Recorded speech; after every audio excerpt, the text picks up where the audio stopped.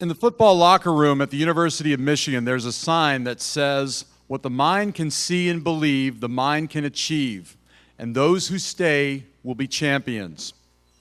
Our next inductee, I would say, is the embodiment of that statement, because one day, when he was 18, he had a vision of himself as a world champion. So what did he do? He went out and made it happen.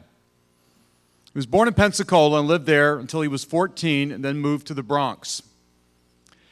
As I said, he was watching television one day, had a vision of himself, and decided, I'm going back to Florida. He returned to Pensacola and embarked on an amateur career. The great trainer, Roy Jones Sr., told him that he was a natural, and it was borne out with an amateur career, 100 fights, 90 wins, only 10 losses. 4 National Golden Gloves titles. He turned pro in 1989 and quickly moved up the ranks. He became a favorite on ESPN, and why not? 1992, battling Harold Brazier, he set an ESPN record for a 12-round fight, throwing 1,469 punches. 8 years later, he topped that, breaking his own record against Ray Oliveira, throwing 1,559 punches, 239 punches in the 12th and final round alone.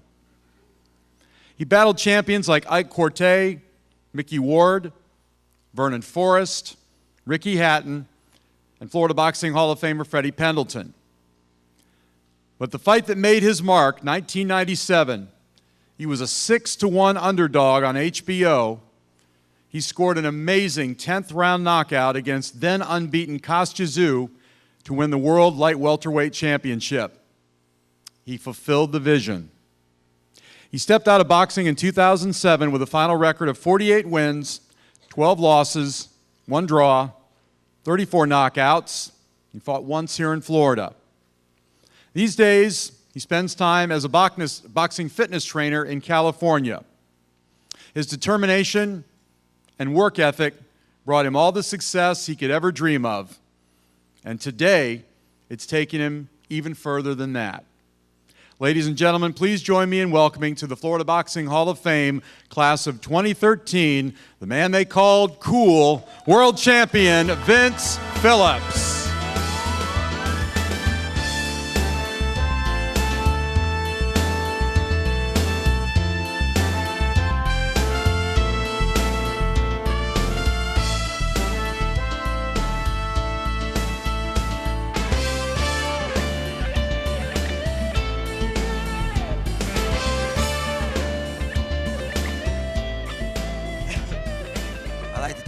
First of all, my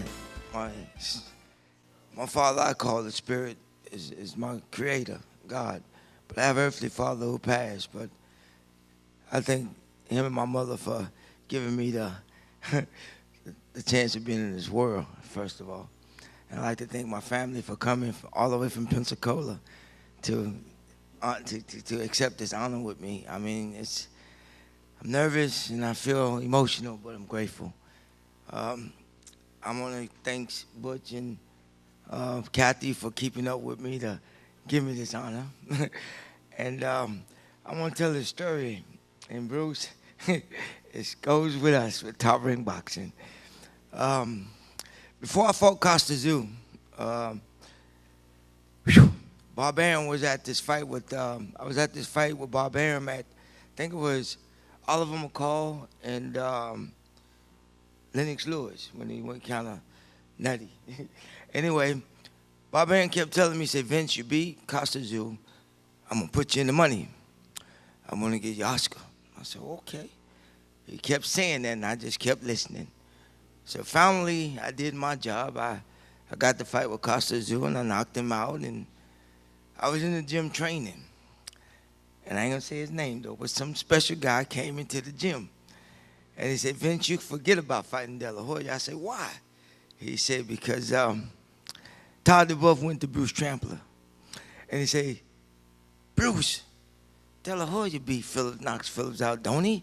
He said, are you out your, excuse the expression, but this is the way it was, don't say it, sis. he said, are you out your effing mind? So I never got to fight, which is okay. I still love Bruce, though. Bruce been a great matchmaker. That's one thing I can say about Bruce Trampley. He's a great matchmaker, and he knew one thing about Cool Vince Phillips. When it came to fight, he was down to fight. No matter who it was to fight, I was going to fight. And Bruce, I thank you for the many years that you have matched me up with Top Ring Boxing, and it's a great honor to be inducted into the Florida Boxing Hall of Fame with you. And again, I thank each and every one of you for coming. Amen.